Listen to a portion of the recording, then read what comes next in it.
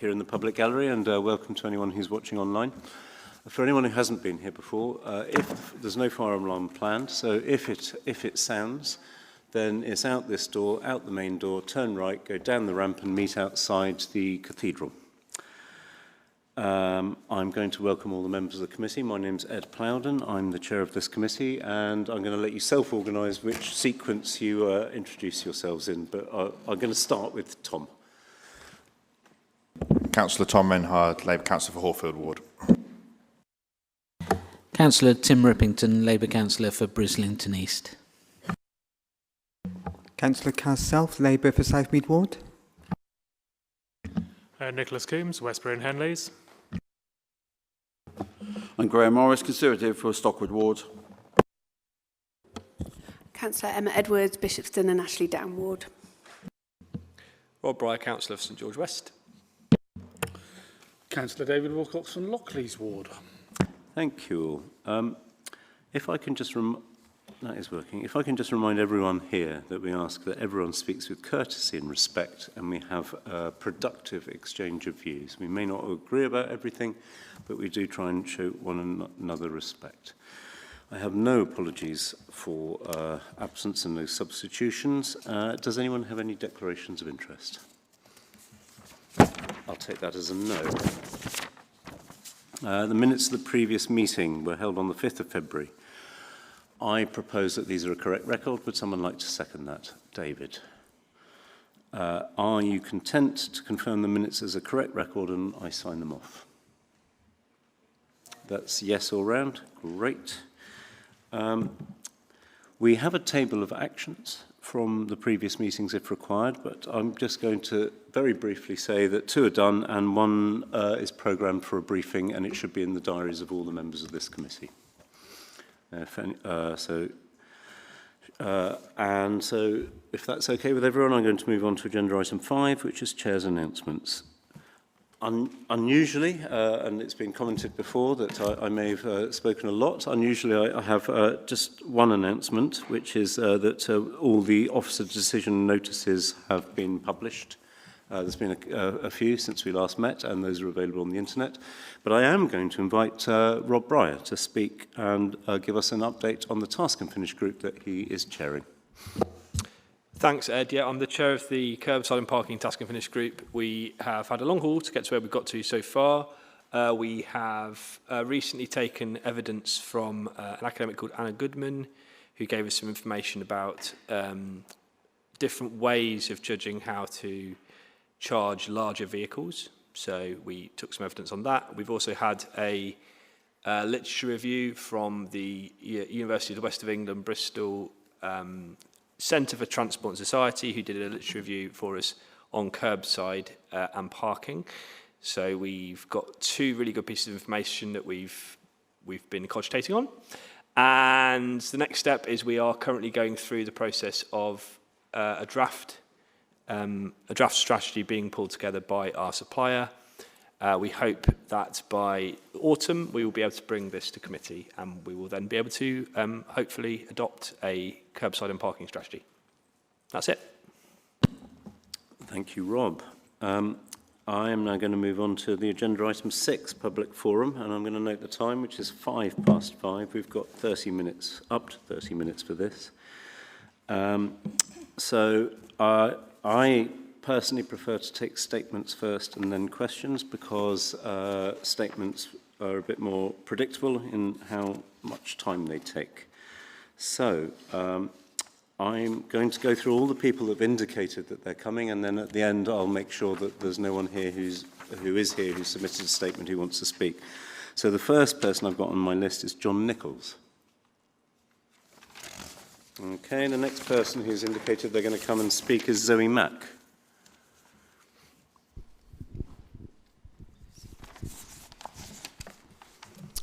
This council held a consultation with South Bristol with clear results: to slow traffic on North Street and Coronation Road and improve parking. A wholly unworkable plan was then submitted, which not only ignored the consultation results, but aimed to make the situation on both key issues worse. You then asked the community to feedback on this scheme. Unsurprisingly, there are 18,000 responses, which you are spending thousands of taxpayers' money to sift through. A small control group might have quickly informed this council that the design was flawed in many ways, rather than needing to hear that from everyone in the community, presumably the same people multiple times, as no controls over this were in place. Now we understand that a new design will be done based on all this feedback, and this will be fully worked into a business case to be voted on and then submitted to WECA. Given the public weren't listened to when we were first asked what we wanted, it seems unlikely that you'll be listening to us now. Constantly asking but not listening to what is being said is wholly undemocratic. Thank you, Zoe. Just remind everyone that actually, I should have said this before, but you kept beautifully to time, so thank you. We're try please to limit it to 1 minute so we get as many people to speak and then ask questions as possible. So next on my list is Suzanne. Suzanne Aldry. Yes, thank you. I'm here on behalf of Totterdown residents to say that we support the 20-mile-an-hour paper. We've been worried about heavy traffic on Wells Road through Totterdown for many years, so we're pleased to see main roads included. So really, I won't take any more time to say we fully support it. We'd like to thank the officers. It looks like an awful lot of work has been well done, so, and we hope that the whole committee are going to support your paper. Thank you. Thank you, Suzanne. Melissa, I can't see Melissa here. I can't see Patrick. Oh, Patrick, you are here. Hello, Patrick, your turn. Thank you, Chair. I would just like to say I am extremely supportive of the move from 30 to 20 mile per hour roads, and I would urge the committee today to back this move. As you can see from the public forum today, there's a groundswell of community support in favour of this change, particularly around the Hotwell Road area in my ward. Our communities want safer, quieter and cleaner streets that are more pleasant to exist on and near. Members of the committee, please do not let the community down on this. Thank you.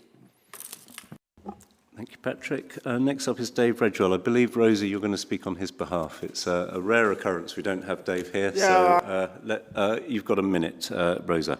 Thank you for allowing me to speak for him. David is in hospital and I'm trying to help out as much as I can. I'm not really sure where to start this. I'm going to abbreviate it considerably and really, really implore you to talk to Helen Goodwin and the Combined Authority, Transport Authority, who obviously covers for this area, and maybe try to bribe them with some more CAS money so that you can have a say in what happens to the buses. We really must stop the kind of desolation that's going to happen in some areas like Bedminster and whatever. From July onward, we are all very concerned about that. So can I please ask this committee to be generous with the kind of donations or funds that you provide to WECA so that they can stop and you can have a say in what they should not cut. And that's it. Thank you very much. Thank you, Rosa. Next, Brendan. So can we get a microphone to Brendan? Yeah, thank you. I hope you can all hear me all right. Thank you, Chair. Look, I'm not going to sugarcoat this. We have lost £6 million of 26% of government funding. As a result of that, there are significant bus cuts to West local services, such as the 61 that links St Anne's with Bristol City Centre and Bluefield Road. The number 5 and the 36 should be rerouted to cover that. The 50 is appalling, to be honest with you, Chairman. The 50 only has 4 journeys a day. How are people meant to get to school that live in Stapleton? How are people meant to get to work? And the nearest bus stop is Stoke Park for the Metro bus. Not everyone can walk up that big hill. And if we don't do something now, more bus cuts will occur on the 26th of July, such as the 16, the 25, the K1, the X91, the Y8 and all West local bus services. Those will be cut on the 26th of July if we do not act now. Thanks, Brendan. and we are working on it. Rosa, back to you for your own statement now. Thank you very much. Again, I will be very brief. My statement, I'm sure, has been read by all of you, and I think Brendan has just covered the majority of my subjects as well. We are concerned about the 50. Well, we're concerned about all the buses. And I implore you to please do them as much as you can to influence the Mayor and her team to not cut as drastically as we fear at July. Thank you. Noted, thank you. Next I've got Amber Eastman. Thanks a lot. A thriving city is naturally busy. It buzzes. That activity is a sign of a functioning economy, an economy in motion where people are travelling across the city to sell, to buy, to teach, to care, to repair, to deliver, to install, to maintain, to learn, to study, to build, to design, to cook, to clean, to transport, to trade, to create, to train, to support, to volunteer, and to serve. I'm sure there's more. The transport policies being implemented by Bristol City Council are restricting drivers rather than supporting the natural flow of our working city. Road closures, bus gates and long detours are forcing working people, those being hit hardest, the tradespeople, carers and small business owners, into unnecessary congestion and extended journeys. By policy rules, the council is now putting our health at greater risk of stress, burnout and the unnecessary exposure to areas with increased levels of concentrated pollution. Everyone can see what is being done. I want to ask the council what will be the long-term result of this, a population that will be so Amber, tired and sick. If you can start wrapping up, that is your minute now. Increasingly impoverished, they'll become dependent on social welfare. Thank you. Thank you, Amber. Now we've got Councillor Serena Ralston. Thank you, Chair. I fully support the proposal for 20 miles per hour. Sadly, there are likely to be people here today who know friends or family who've been harmed by speeding vehicles. I'm one of them. When I was 11, my best friend was knocked down by a speeding hit-and-run driver on a zebra crossing just outside her home. She was in hospital for months and sustained a brain injury. We know that lower speeds save lives and reduce injury. In a collision with a pedestrian, every 1 mile per hour above 20 increases the chance of a fatality by 15%. It's telling that while the 30 mile per hour roads recommended for 20 before you today make up roughly only 5% of Bristol's road network, 30% of serious and fatal casualties occur on these roads. Upper Pelgrave Road in the ward I represent is one of these 30 mile per hour roads. It's very busy with homes on one side, the Downs on the other. Many people, including children, cross the road at multiple points to get to the Downs green space, to its playing fields, to festivals and fun fairs, all the while having to dodge fast cars. Numerous concerned residents have got in touch to tell Councillor Calashoni and I about horrific collisions caused by speeding on this road. They've sent photos of vehicles flipped over on their roofs. If you can start to wrap it up. Vehicles collided with other vehicles. It could only be a matter of time before one of these collides with someone rather than something, seriously injuring or killing them. Can you just wrap it up now, Yeah, Serena? sure. Thanks. So we are very pleased that Upper Belgrave Road is proposed for 20. No one should feel that they must take their life in their hands until when they cross a Bristol street. I urge members to approve the list of roads for public consultation so we can move a step closer to making more roads safe. Bristol's better at 20. Thank you, Serena. Next, I've got Meg Smith. Hi, Megs. The residents of West Dulwich a couple of years ago won the case in the High Court against their low traffic neighbourhoods under the principles of the gunning principles on consultation. The residents were not consulted properly or adequately, and the High Court won in their favour. Bristol City could also be found guilty of the same, where the residents are saying they don't want the low traffic neighbourhoods. They're giving alternatives for traffic management which aren't being listened to. Last week, Croydon Council went to the High Court as well, and the residents were able to quash 6 of their livable neighbourhoods because the Conservative mayor admitted that they were revenue-raising schemes, and that was the reason that they got quashed. Well, that's happening here, where our planters are now going to be changed for cameras, which are going to be revenue raising, as well as the other schemes throughout. We have heard from our council that you are supporting low traffic neighbourhoods to cut down carbon dioxide levels 0.04% of atmospheric gases. If that is what you believe, then those ideologies should at least be debated. There are thousands of scientists that don't agree with that. I just remind people of the Localism Act of 2011 that allows residents to get together and say what they want, and that is democracy. Thank you. Thank you, Megs. I can't see Caroline here. So let's move on to questions. Let's have a look. Oh, sorry. Is there anyone here who submitted a statement that wanted to speak but wasn't on the list of speakers? No? Okay, good. Let's move on to questions then. First question I've got is from Zoe Mack. You submitted 3 questions, Zoe. You've seen the answers published, I hope, and you managed to read and digest that, and you're allowed up to 2 follow-ups. Okay, the first follow-up. Could you elaborate on what surveys were carried out prior to the design of the SBLN plan? I think that, do you mean of Surveys people or of no. counting movement? No, of Southville itself, to understand the layout of Southville. You said in your thing, yes, that Southville was visited, and yes, surveys were carried out. What sort of surveys were carried out? I'm going to ask Adam to answer that one. Yeah, so the teams working on the scheme visited Southville, they toured around the area.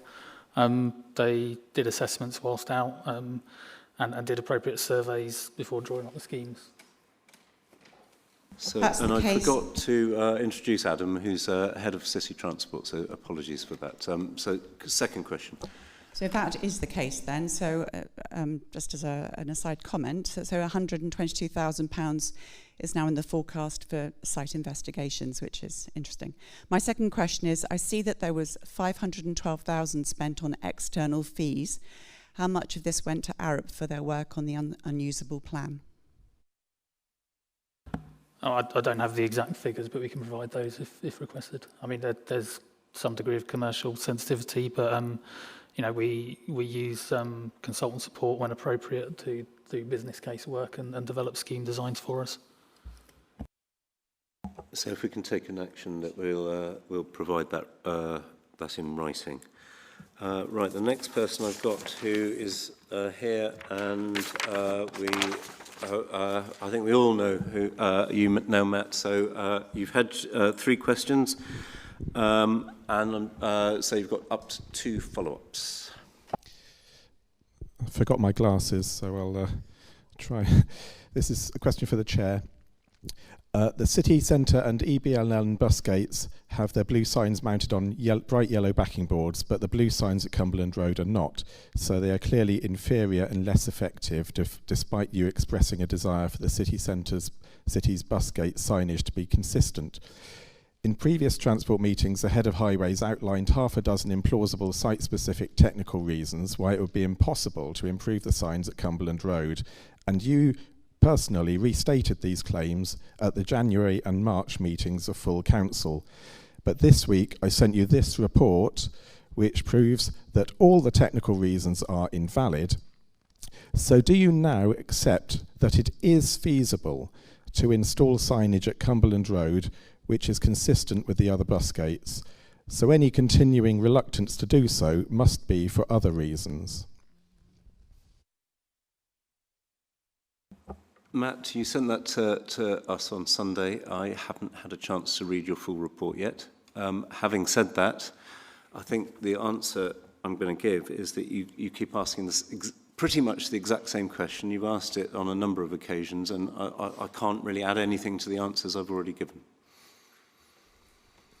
Well, previously I asked what were the technical reasons, and I've now shown they're invalid.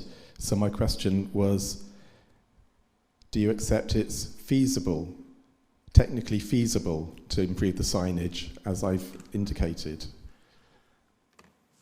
I'm going to let Patsy Mather, who's Director of Management of Place, do you want to step in there? So the team have looked at this several times. There are considerations such as utilities to take into account, and they have looked on the signage is deemed compliant.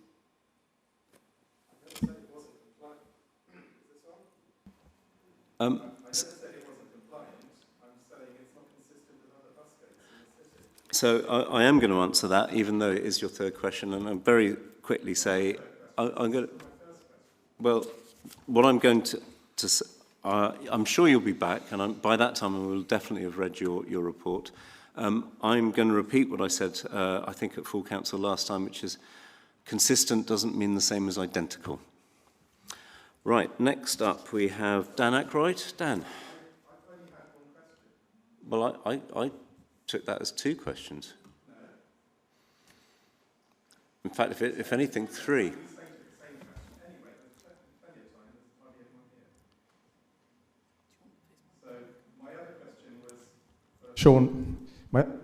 Sean Taylor, the head of highways, who doesn't seem to be here, but maybe someone else can cover it. Of your half a dozen technical reasons for not improving this signage, the only one with any credibility is the presence of shallow utilities below the pavement in the position where the left-hand blue sign currently stands. But that position is not ideal anyway, because on the approach along Cumberland Road, that blue sign is obscured by an enormous tree trunk like this. And on the final approach, it gets obscured again by the big black column of the enforcement camera. Should we try and turn this into a question? The bulging pavement where the big column stands clearly is not affected by shallow utilities. So in my report, I suggested moving the left-hand blue sign to this position in front of the black column, like this. As well as allowing strong foundations for a larger sign, that sign would also no longer be obscured by the tree trunk. So it seems to be a win-win situation. So do you want to turn this into a question, please, Matt? The question is there any legitimate technical reason not to make this obvious improvement? So, Patsy, you're the director that works with Sean, so I don't know, or Adam, you're going to answer that. I don't know, we haven't looked at it in detail. I haven't seen that report. I think we've given consistent responses as to why it's designed as it is. We also have to think about use of public funds as well, about doing unnecessary works. If the bus gate is currently in line with regulations, if we don't need to change it, we don't need to change it. So, Matt, I'm going to answer that as well, that we've I did say I want the signage to be consistent, and I think we've given consistent answers as well. They've not all been identical signage, and it's not all been identical answers, but I think we have consistently answered your questions. So I'm going to move on to Dan Aykroyd. Dan.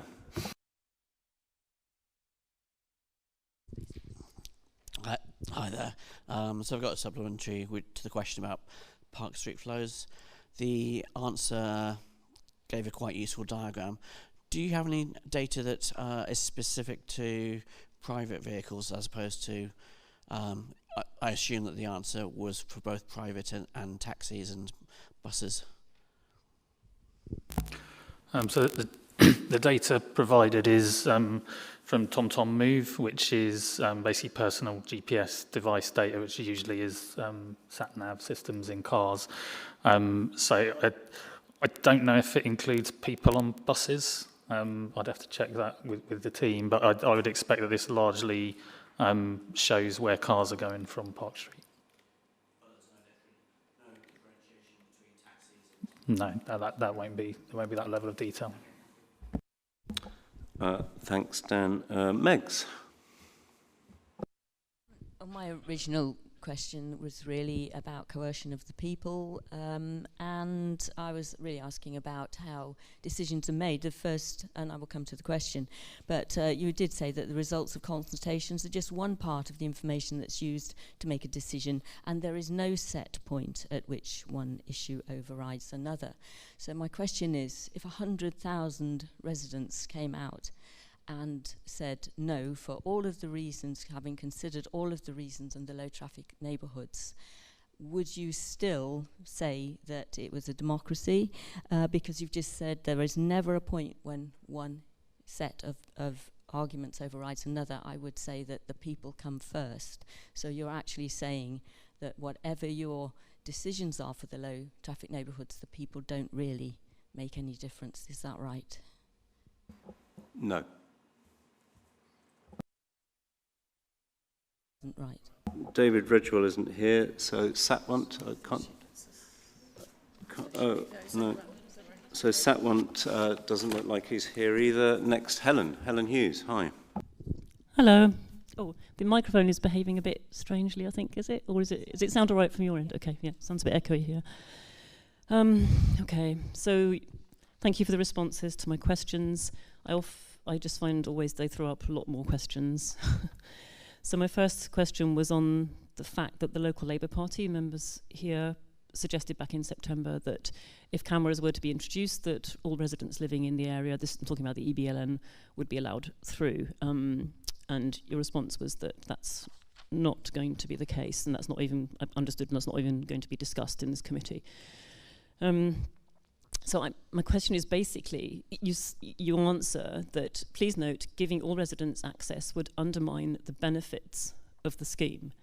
So are you saying that the benefits of the scheme from your point of view, which is basically reducing the number of motor traffic units on local residential streets, that metric, that provides benefits, which is, in your opinion, way more important than any of the loss of capability of people living on those streets who've been used to travelling in a particular way, some of them all their lives? Are you saying that those benefits are so much more important than that loss of capabilities? Is that just collateral damage that you're prepared to accept? So the point of a livable neighbourhood scheme is to encourage people to do some trips by more sustainable modes. It doesn't prevent anyone doing the trips they were doing previously by car. Those trips can still be done. But we're trying to encourage people to do shorter trips by more sustainable approaches. We're trying to reduce rat running through neighbourhood areas, and we're trying to promote that people using the bus, walking and cycling, etc.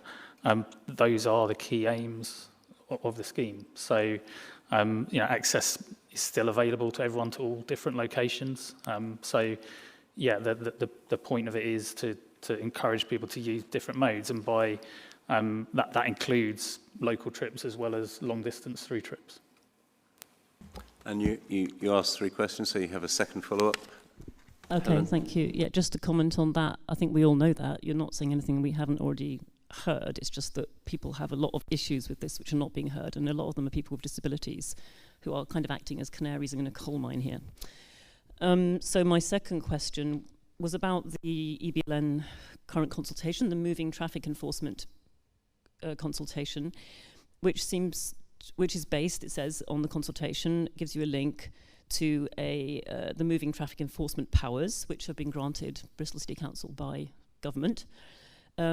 When you read through that document, it doesn't refer to Ducey Road or the Avenue in East Bristol. It refers to a number of other areas in the city which have come under that bracket of you can use moving traffic enforcement powers on them.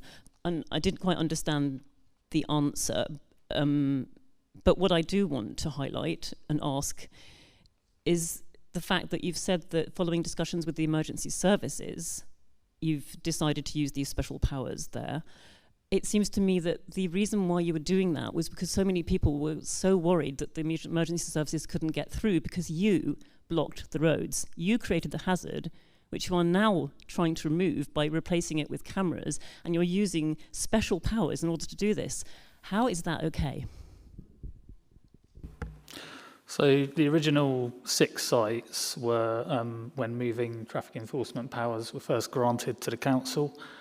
We looked at locations where we wanted to trial monitoring of banned turns, I think in particular, with CCTV enforcement, because it's something that it's quite difficult to enforce otherwise. So those powers exist. We did 6 initial schemes.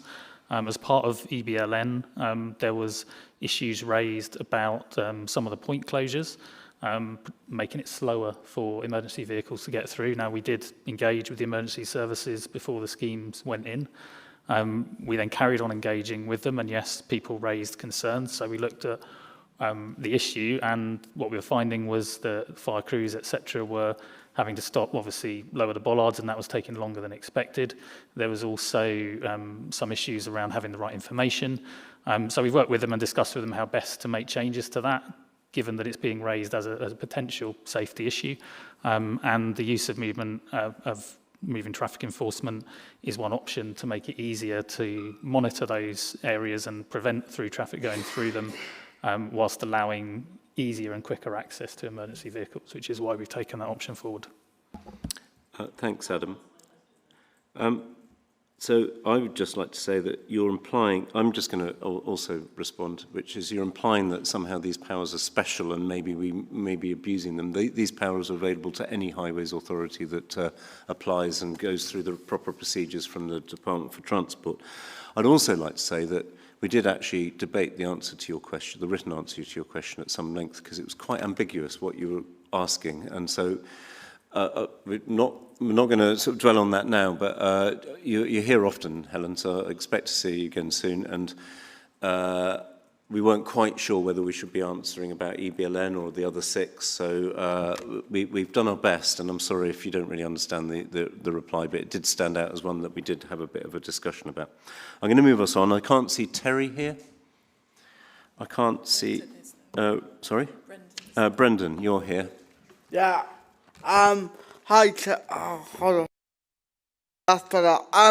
The follow-up question that I've got is, especially in regards to the 61, my first follow-up question, regards to the current bus cuts on the 5th of April, so the 61 and the 50, what is being done to get them back to the original state? Because 4 buses a day on the 50 is just not good enough whatsoever. The 61 is being cut completely, so part of St Anne's and Broomfield Road will not have service. And to add to that, because it's to do with the 61, why wasn't the 5 or the 36 rerouted through St Anne's to cover the loss of the 61? Do you want to... And then my second... wait, let's do the one question at a time. Adam, are you able to... I mean, the question is particularly about the 61 and the 50.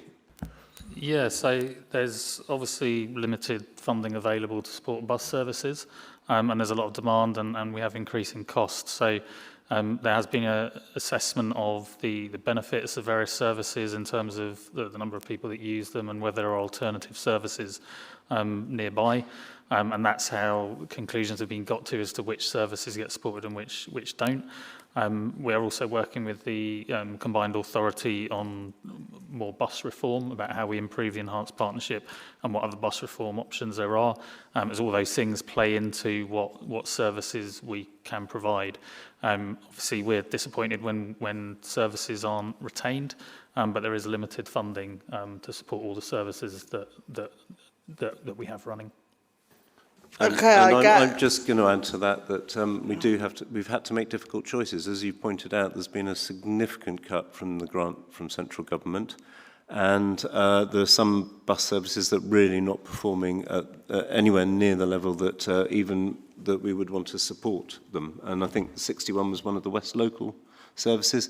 This was an idea that the previous Metro Mayor brought in to enable local communities to get buses funded. And I think it's fair to say that almost all of the services brought forward under West Local haven't been terribly successful. And they've had very, very high cost per passenger journey, which actually it would almost have been cheaper to send people a taxi than to send them a bus service. So it's never an easy decision to cut any bus service, but these ones stood out, particularly the number 61, as one that was very hard to justify continuing funding. So you've got a second question, Brendan. Yeah, my second question, and thanks for the response to the first one, is on the 26th of July, there's a lot of bus routes that will they've been put into emergency contracts. There's 10 bus routes, and I'm just going to name a couple of them: the 522, the K8, the Y8 for the Big Lemon, the 16, and the 25. if funding is not found for the 26th of, from the 26th of July, what will happen to those bus services? Because all those bus services cannot be cut. For example, they tried cutting the 25 before, and that left St Werburgh's with no bus service. Brendan, I am going to interrupt you. I'm going to ask Adam to ask the question, which I think you've asked, which is what will happen to those emergency bus contracts if the funding's not there. So I don't know if you want to say. I mean, I think the answer I would give, but maybe Adam will go into more detail, is that's currently quite an intense debate happening between the different unitary authorities and the Metro Mayor and her team as to what the best way of making sure that we have the funding available. I don't know if you want to add anything to that. Yeah, would just add that the service has been extended to give more time to assess the services and to assess the benefits that they deliver and look at the funding available and get a better understanding of what costs will be going forward so that decisions can be made in a couple of months' time as to which ones get extended. I don't think we can guarantee any of them at the moment, obviously, but we are working closely with the combined authority to ensure that as many are retained as possible and looking at all those services to see what, as I say, what the benefits of each one are. And I do think we need to make swift decisions, because the longer we fail to make a decision, the more we deplete the budget, and that affects further bus services that we want to support over the next 2.5 years of the bus grant. I'm moving on now. Robert Harakis said he may be coming. I don't see, no. Caroline Dunn doesn't appear to be here, so I'm sorry, Rosa, I think I skipped over you because you weren't coloured pink on my sheet. So I don't know if you've got some follow-up questions as well, Rosa. Thank you very much. Yes, I have, and I'm slightly going to divert from what is written down. Thank you very much for my answers. Obviously, David Redwell and Brendan have covered a lot about what is in danger as regards to buses, but I'm going to ask a slightly awkward question. It's been reported in the press by a particular journalist. I haven't seen reported, that I don't know, that the council during the last 18 months has written off 22 million of uncollectible CAS money. Now, whether it's true or not, it's a very worrying concern, because obviously number recognition would identify the vehicles that go through and should pay that Rosa, I think this is a bit unfair. That's a report that's going to Strategy and Resources Committee, and your follow-up question does have to have some sort of relationship with the question you asked in the first place. And I think we're going quite a long way off-piste here. And how much of it is available. And I was just wondering if that kind of money could fund a lot of buses. I appreciate that you may not have control of those things, but I just wanted to mention it. And okay, thank you for allowing me. John looks like he's going to, this is John Smith, Executive Director of Growth and Regeneration. I'm sorry, I forgot to ask officers to introduce themselves, so I've done that for him. And do you want to say something, John? Yes, well, just to say, as you said, Chair, that information has gone to, I think it's already gone to Strategy and Resources. There was a debt report at the last meeting. So we can certainly provide that information. I'll point you at the right information. If we do it via David, yeah, we'll happily do that. I think it's also worth saying I asked some questions about that. I'm going to be very quick because I think we have gone off-piste. Is that an awful lot of those cars, we just cannot trace the owners. Some of them are from other countries, and there does seem to be some persistent offenders, and it may be that we're seeing fake number plates or other things, or people, certainly someone in my ward had a car registered to his address, had bailiffs turn up at the front door, which no one wants, and it turns out that he doesn't own that car, has never owned that car. So there's a lot of people doing all sorts of nefarious things to buck the system. We're over time now, so if you've got one further question, can you make it a really quick question, and we're going to go. Oh, thank you, Rosa. I mean, my colleagues have covered it. It's the concern at July. Thank you. Okay, thank you to members of the public for participating in dialogue and democracy. It's always good to see you here. Let's move on now to agenda item 7, which is the Road Safety Task and Finish Group Closure Report. The purpose of this committee is to provide information outlining the key outcomes of that task and finish group, and I'm going to invite David Wilcox, who chaired that group, to give us a summary of and any observations about that report. Thank you, Chair. Firstly, I would like to thank officers who helped define, scope and write the report. Mark Spaduti, Keir Gallagher and Sam Wilcock.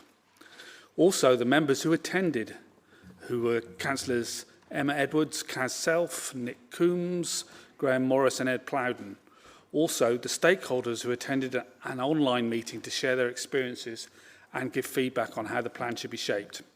And of course, for this committee for advocating for the need to run this task and finish group in the first place.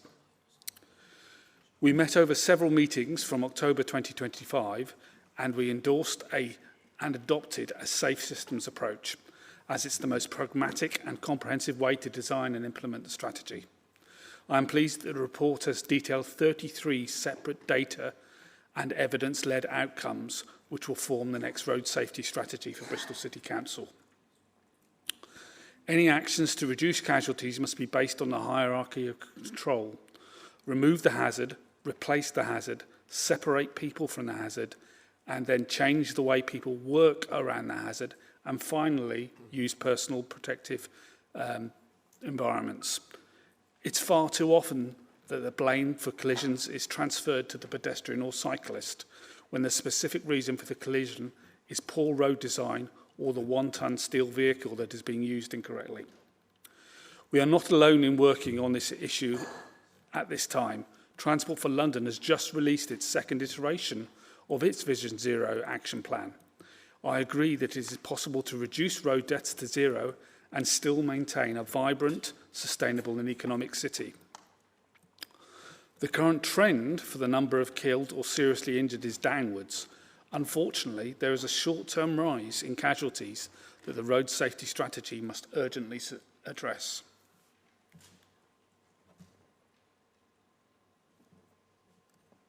Thank you. Thank you, David, and thank you very much for what I think is obviously a very productive task and finish group and an excellent report. I don't know if any officers would like to add anything to what David said. Thank you, Chair. Just think, sorry, Mark Spaduti, Road Safety Group Manager. I just want to mention a couple of things that we've done since then, just as a quick update, really. This week we've had the final draft of the terms of reference for a regional road safety partnership with other local authorities, including Somerset. So that'll be something that we'll start looking into a little bit more detail. And we've had about 3 or 4 other meetings, follow-up meetings with some of those groups that we engaged with during the task and finish group meetings, just to go into their issues a little bit more detail, find out a little bit more about what their concerns are. So we met with, I think yourself were there this week at the Disabled Persons Strategic Transport Advisory Group, and today we just had a meeting with some of the cycling groups as well. So we've got Bristol Walking Alliance in a couple of weeks. So I think it's just useful that just to explain that we haven't stopped just since the task and finish group has finished. We carry on and keep developing that further. Well, thank you for some excellent work, and it's really good to hear that you're now moving on to bringing a strategy back to this committee. So thank you very much. Would anyone else like to? So I've got in Tim, then Kaz, then Rob, and then Graham. Thank you, Chair. Yeah, just to point out, I was also a member of that task and finish group. Just wanted to say, yeah, the final report I think really does reflect the discussions that were had in that group, and I wanted to thank Mark and the officers for making sure that all the things that we did discuss came up. There were all sorts of things that you don't think of straight away when you're talking about road safety that come into it, and I think we've done a good job of covering pretty much all of that. Obviously, things like the 20-mile-an-hour strategy that we're going to be discussing later, will feed into this, but look forward to seeing the draft strategy and where we go from there. Thanks, Tim. Kaz? Yeah, I just want to say thank you to David for chairing, also to Mark and Keir and the rest of the team for their help in this road safety task and finish group. I was very impressed with your professionalism. and I've come away much better informed than I was before I took part in this group, so just thank you. I think it's good to look back as well as forward. Some references made to the 2015 report, a safe systems approach to road safety in Bristol. And as David mentioned, the trend is downwards. Maybe not quite as much as we wanted. I think we sort of wanted 30%, but the trend is more like 25%, but it's in the right direction. As David mentioned, there's a bit of an uptick, which is worrying. So we need to keep an eye on that one. And I do like the idea of safe systems. I think a systems approach is really good, and it certainly resonates with me. And I think we look at the lines in the graph on page 29. It sort of shows the ambitious targets that we've set. And I've got to be a bit honest and say it looks unlikely that we're going to get those. So there's some really sort of tough discussions to be had. So I think what we need to do is to turn this into some tangible actions, make sure we're heading in the right direction to get to the Vision Zero we all desire. And I'm glad that David mentioned things like London as well, because there's good work across the country. And Sadiq Khan just mentioned some stuff on SUVs, which we've been talking about in the parking and curbside task and finish group. And talking about sort of London, I noticed that one of the districts in London had a near 50%, Bromley, had a near 50% reduction in KSIs. So we need to look around the country and see what people are doing. But yeah, a really good task and finish group. Thanks, Kaz. And I'm for one of anything, I would be in favour of stretching targets if we're talking about, possible life-changing injuries or end of life. Rob. I think I've got 3 questions. Is that all right? First one is you sort of identify at one point in the paper that there are 3 location categories: places where there are real risks and that they feel unsafe, places where there are real risks but they don't feel unsafe, and there's no evidence of real risks but to people they feel unsafe. And I wonder whether there's scope to be able to at some point visualise that, because that really helps people to understand the city and how others are thinking about it, but also what the actual data shows, because people often, they engage with what they know of their local neighbourhood, which is the perception of unsafety, but also if they could consider, there's actually all these other places, there's more collisions and more incidents, that might help people understand road safety and understand the wider context for their, quite rightly, strongly held views that they feel unsafe on a particular road. Secondly, my second question is, there's a mention of a final permanent micro-mobility scheme at one point, which I know is an aside, but is this actually on the cards? That's my second question. And my third question is, there's a mention of gender budgeting. I think it would be useful to just explain that concept so that people know what that means. I mean, I assume I have an assumption about what it means, but it'd be good to just be clear what that means.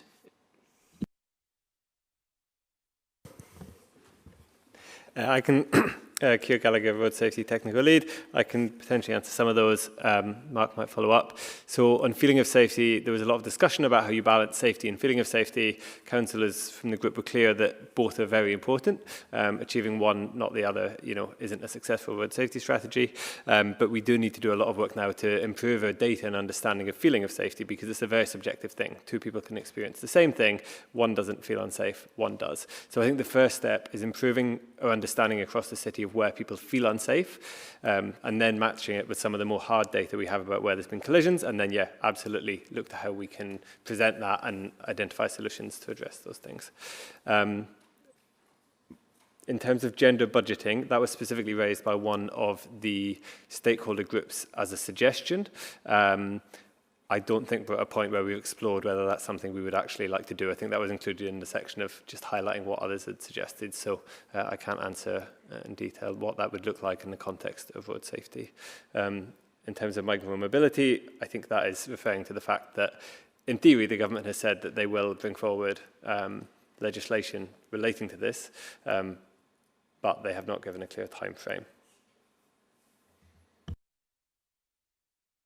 And I, for one, would have liked to have seen the consultation on mobility scooters widened to all forms of micromobility, but there you go. So I've got Graham and then Emma. Yeah, thank you. It was an excellent report. The one thing I think we should do as an organisation is ensure that we can engage fully with all forms of transport. So we obviously have representatives of cycling groups, walking groups, but we don't have anyone from motorbikes, I think. And if you look at the stats, they are probably the ones who are most at risk. So we should be engaging with them early to help us design safer solutions for motorcyclists and see what we can do in a collaborative manner to try to get down those level of KSIs for them. Thank you. Absolutely, and actually just over the last couple of days I've been trying to make contact with colleagues in other local authorities here to see who they speak to on that category, and they've sent me some good contacts, and we're going to be making those, speaking to them over the next few weeks just to see if they're willing to help us and talk through that a bit more. I think that's a great point. Emma. Thank you. Yeah, I think it was absolutely invaluable task and finish group, and thank you to the officers and chair. One thing I think feels really key, especially in line with other things that are going on at the moment, so the work that's been done in the area committees with where people can report road safety, obviously the parking task and finish group, all of these things are interlinked. And I think there was a good assurance from officers that that would happen. I had another email this week from a resident, and they said, I have been reporting this issue for years in my ward as a road safety issue, and nothing has been done. And whenever I get emails like that, and I have to say, well, because nobody's actually been hurt there or killed there, it's not a priority. And that feels mad. If we're doing Vision Zero, we don't want anybody to be hurt or killed. So I think your assurance is that we will also look at that data coming from ward councillors, coming from those tools where residents can, obviously weighing it up against other things. I know that it's a holistic approach that you're taking, but the fact that that will be included in those decisions, to me, is really, really promising, that we can actually prevent things from happening and not just address things once they've happened. So really pleased with that. Thank you. That's a great point. I'm going to recommend that we note the information and we look forward to the strategy coming in due course. Shall we move on? Agenda 8. Agenda item 8, 20-mile-an-hour review. The purpose of this report is to update on the review, including the evidence review and technical assessment, to seek approval to launch a 6-week public engagement and to seek authorisation then to put that into practice under delegated authority. This is a key decision report as it impacts 2 or more wards. Just to say that when we're going to have, someone's going to say something about it, as ever, then we'll ask some questions, we'll state what we think about it, and then I'm going to take each of these, well, obviously the first one is just noting, so I'm going to take recommendations 2 and recommendations 3 as separate votes at the end of this which I think is something we've agreed to offline. I would like to say that this is a really excellent and thorough piece of work, and I'd like to thank Keir and Mark for, I think, what was really, really compelling evidence for taking forward review of 20 mile an hour, and quite ambitious. I would like to also say that since 2015, we pushed, in Bristol, we pushed the boat really quite hard and did whatever it is, 80-something% of all roads at 20 miles an hour. And that was quite strong at the time. And then other people have taken up that baton in the relay and pushed the envelope even further than us. So now we're kind of, we're seeking to get back into the lead, or at least the front runners of this race, if you want to call it a race. And actually it's a race where the speeds are quite controlled. So I'm going to ask Adam, is it, to introduce and outline the report, unless you're handing over to Mark or... I'll introduce, and then I'll no doubt pass questions on to those that know more than me. I just wanted to add to the praise of this paper. I think is excellent, and there's a huge amount of data and evidence gone into this. It's reflective of the changes that have happened in the local transport team, enabling us to put a lot more resource into road safety and the kind of different approach we're taking to road safety to make it more of a service-wide embedding of road safety into everything we do. So it's really great to have this coming forwards. I do think, though, reflecting on the the Task and Finish group, and one of the key graphs in there showing that increase of 22% of KSIs between 2023 and 2024. So there are concerning things happening with regard to road safety that we need to be aware of, and obviously this is seeking to change that trend, if you like. To be very clear, the consultation will be a thorough consultation, and the Chair has asked that we ensure all councillor comments are discussed with him so that he can pick those up with councillors and fully explore the issues. So there'll be lots of opportunity for councillor input into the proposals.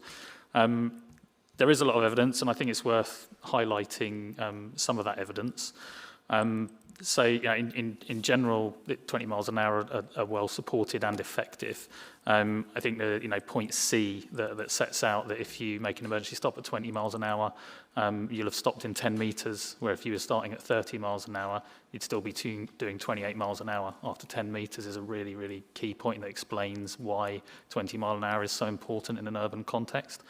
And I think that urban context is quite key. So drivers respond to visual stimuli and what they're used to as much as anything else. We put signs everywhere, but people get used to driving how they drive, and understanding that when you're in an urban area, you're doing 20 miles an hour is quite important in terms of reinforcing that message. So having that being consistent across the city is quite key. There have been concerns, and I know First Bus raised some concerns about impacts on journey times. They haven't put an objection in because I think the evidence shows that there aren't actual issues with that. So like if you look at bus speeds on Church Road, for example, the average speed is about 6.5 miles an hour. And yes, that'll be a little bit different outside the peaks, but the peak times are what set the timetable points most of the time anyway. So we don't think there are any issues with buses, and in general with traffic. Again, if you look at the evidence in the appendix, it shows that the average speeds on almost all of the roads are lower than 20 miles an hour. Most of them are around 10 to 15 miles an hour. So as a former traffic signal engineer, most of your delay is caused by traffic lights when you get to stop at the junctions or at the crossings. So the schemes are effective. They reduce casualties significantly. And you know what remains from the networks, it's around 85% was done previously. So what we're proposing to change now is a length of 59 miles, which is only 5% of our current network, but it leads to 30% of our serious and fatal casualties on those roads. So that's because they're the busy roads, not just busy in terms of cars, but busy in terms of people, pedestrians, cyclists, etc. And I think the road safety benefit of vehicles being able to stop quickly is one point. The other benefit is when speeds are lower, people feel more comfortable walking, they feel more comfortable cycling. You know, personally, I cycle with my kids in a trailer behind me. Doing that on a 20 mile an hour road with an electric bike, I feel reasonably safe because I can generally keep up with the vehicle speed. On a 30 mile an hour road, that's not the same. So there is that kind of impact on people's behaviours just by how it feels safer by vehicles going slower. So I think, you know, the fact that most of the traffic and most of the issues occur on those roads is why the benefit is so significant on those roads. And that's kind of a key point. And as I say, it's also about the consistency across the city. So the recommendations that have been put forward are to note the outcome of the review, approve launching the public engagement, and then to authorise the Exec Director of Growth and Regen in consultation with the Chair to consider the outcomes of that engagement and, based on that information, make a delegated decision on which ones should proceed to TRO. The reason we are bringing those together is that we want to move this forward as quickly as we can. As I just highlighted, we have ongoing issue with KSIs and then increasing over kind of recent year. If you take it to its basest form, the longer you delay making a decision, the longer you delay implementing these changes, the more accidents we'll have, because the reducing speed limits to 20 mile an hour is proven to reduce the number of KSIs that we have, which is why we're trying to move at speed. Whilst doing that, having a full and comprehensive consultation with members of the public, but also councillors who have roads that are not impacted by the changes, so that we can have those open discussions. Some of the roads are I guess, on the edge of whether you'd go 20 or 30, so the consultation will inform whether those go forward or not. Thanks. I'd just like to add that I'm very keen to hear from ward members about their opinions about this. And in fact, so much so that where we did have marginal roads, the maps you'll see were actually informed as far as we could without misunderstandings. They were actually informed by the ward members. So ask Keir to ask each of the ward members where it's a marginal decision, whether we propose retaining it at 30 or changing it to 20. Where we got a clear answer, we respected all the ward members' decisions. Where we didn't get a clear answer, I've asked, and it was interesting to see Councillor Williams in some correspondence with Keir came to the same idea as me, that we presume that we're going to change it in order to provoke that discussion and actually do it. Because you're much more likely to provoke a discussion and get feedback from the members of the public if you're actually going to change and make something different rather than keep it the same. But in some cases, the team, where it's very marginal, recommended it should be going into 20, but we've changed that respecting the ward members' feedback.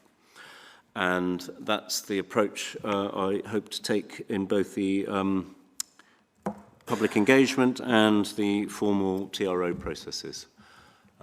Anyway, I think we'll go to questions. If anyone's got any questions on this paper first, and then we'll have a roundup of people's comments, and then we'll move on to a vote, as I said, on 2 and 3 separately.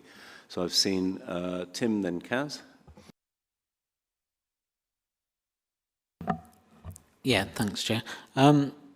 Question on timescales. Whether we go with delegated authority or whether we bring a final decision on perhaps on some of the more controversial ones that in consultation back to committee, what sort of timescales are we looking at for rolling these out?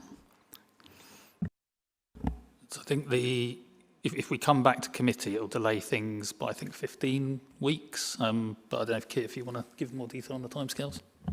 Hi, yeah.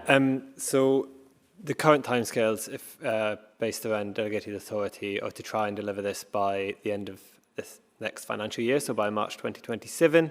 I think the next committee we could come back to would be September because of the lead-in times. That would broadly push things back by around 15 weeks. So yeah, the changes are estimated to potentially prevent around 1 collision a week. So 15 weeks could mean 15 collisions and 2 serious or fatal collisions. Kaz. Sorry, can I just come back on carry that? On. Yeah, that's quite a long time, 15 weeks. I'm just wondering whether there is any way that timescale could be shortened, whether it came back to a special meeting of the committee or something like that, so that we could not prejudice that decision too much by the length of time that it would take. So based on the length of the decision pathway, because essentially we'd have to complete the consultation, then prepare a decision pathway report, take that through all the various meetings that it needs to go through to get to this point. And obviously meetings only occur at certain periods, so that's where we get the delay in essence. So that we can't really move much quicker than that. So 15 weeks is reasonably quick for going through the decision pathway process.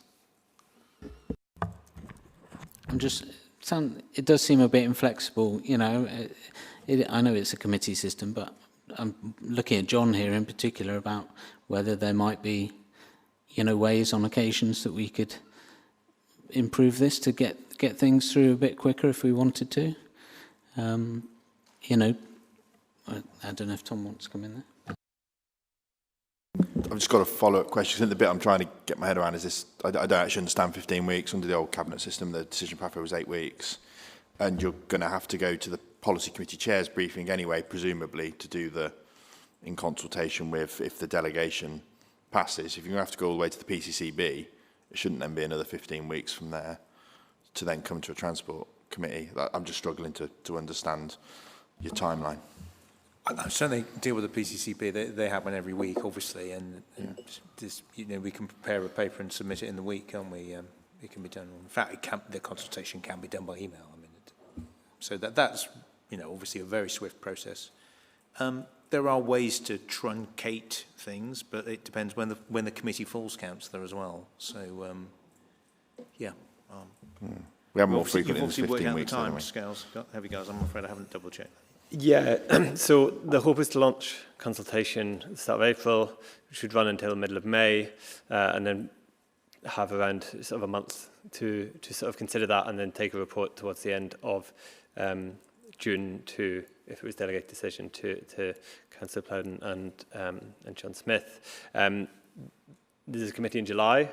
I don't think there'd be time to get the papers fully in because of the lead-in time, and the next committee isn't until September. So it's that big gap over summer that informed that delay.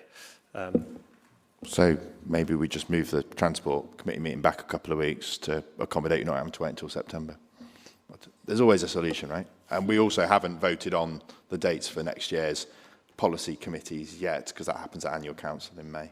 So there's still time to sort that out. I think my reluctance to start changing the timetable is there's a whole load of other reports and decisions in train which are aiming and have been sort of syncopated, and there's a pulse, as you know, where people are aiming and have already sort of had a whole set of milestones put in place to aim for September rather than something in the middle of August, which I'm not sure is the ideal situation. Look, we can do everything we can to accelerate that. It's probably just the timing of the way that the committees fall, and not, I mean, the Cabinet used to meet every month or sometimes even twice a month. So we can look at that and expediting it. I'm not going to make a decision here and now. We really need to look at the other reports and talk to Democratic Services, but it's not something that I'm immediately keen on doing. Is there anything, Kaz, you were next.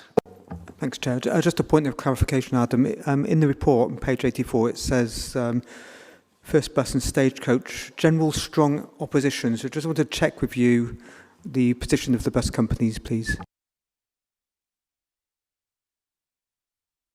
I'd be happy to answer that. We engaged with Stagecoach really early on and First Bus to try and get their engagement. We requested that they provide us as much data as possible. They obviously have a lot more data than we do about the speeds that their buses go, to try and get a real understanding of if there were any particular locations where a lower speed limit could have a significant impact on bus journey times.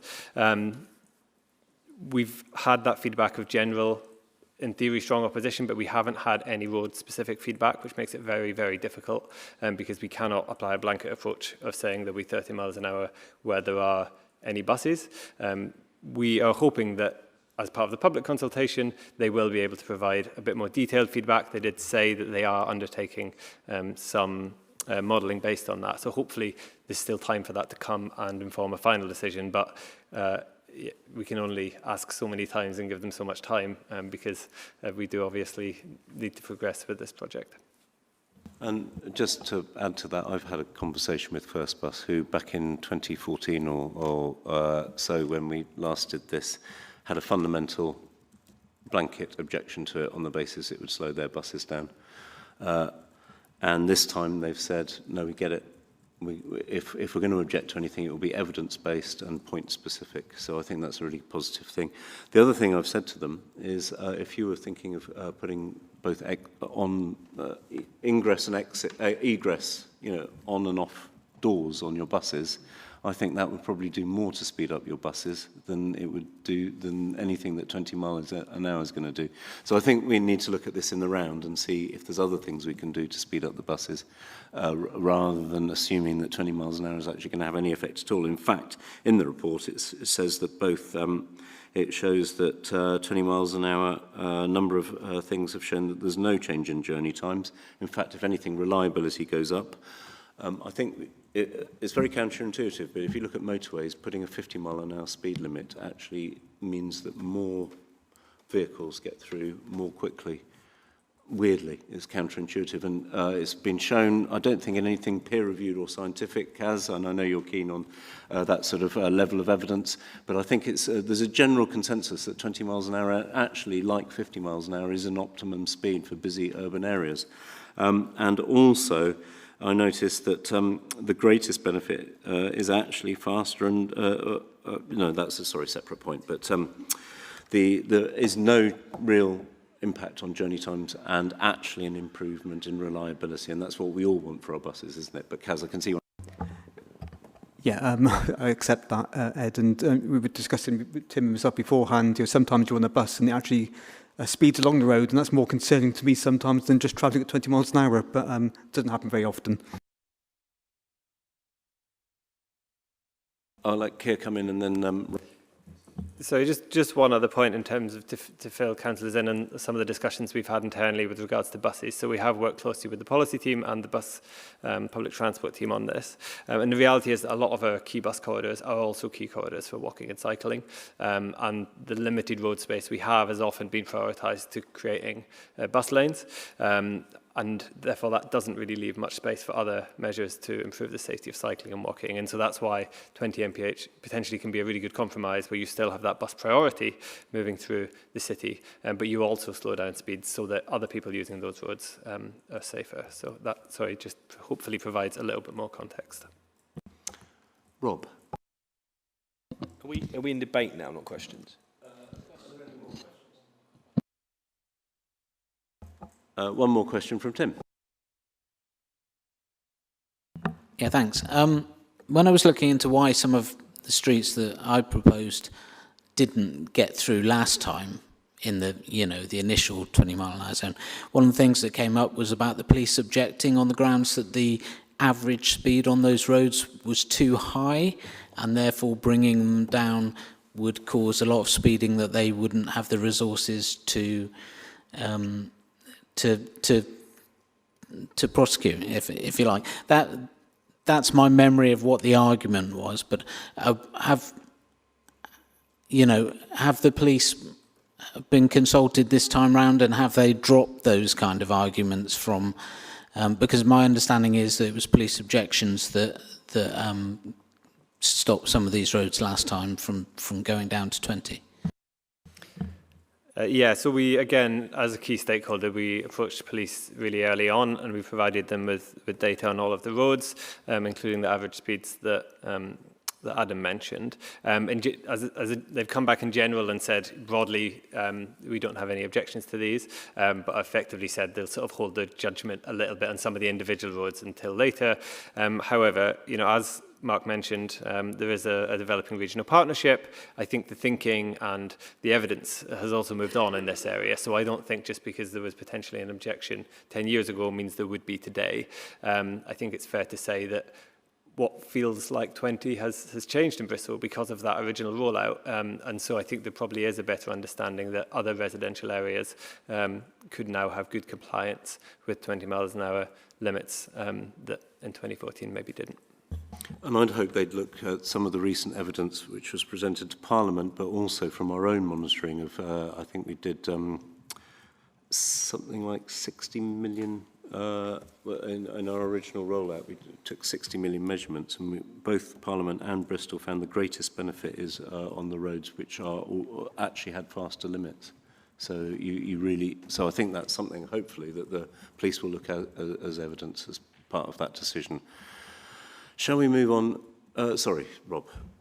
Yeah, thanks, Chair. I just wanted to pull out an excellent report. Really good to read all the way through that. I think that the two sentences that I felt strongly need to be appreciated by us all are it says that the greatest safety benefit of 20 miles per hour limits is on busier, faster residential main roads, as opposed to already quieter residential side roads. That's evidence from Parliamentary Advisory Council for Transport Safety 2023. It says this is particularly relevant for Bristol, as many of these roads are key cycling and walking corridors, but were omitted from the original rollout and have no other significant safety improvements planned or budgeted for. So we haven't got another sort of way at the moment of sort of doing anything on these roads. So I just think all members here, when they think through their sort of ward representations, do need to think about those busier roads, because that's where the real change happens. It's not just on the already quieter residential side roads. I think the zeitgeist has moved on.